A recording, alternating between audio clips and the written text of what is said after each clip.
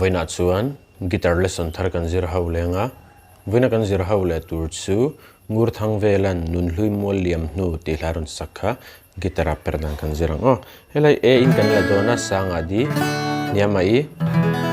minor F sharp minor B minor heta C sharp minor hi kan mang tel bakang hete kan stramang down down up down up down down down up ti khano down down up down up down down down up kan zum le zarang câu kir kan thei na na thei na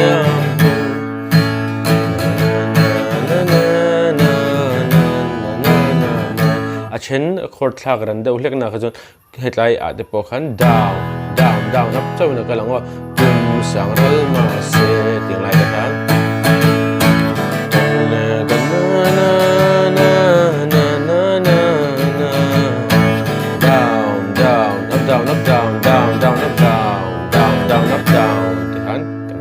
khamis chamin pechan mang khan karam play ang thlap thlap po khan play khera ngai lowa in nang mani nalti zong le in duang po khan in play ve thei thau ti khan shedon ni la nan karam play mil lenga luk da vinelo ngai thale don nya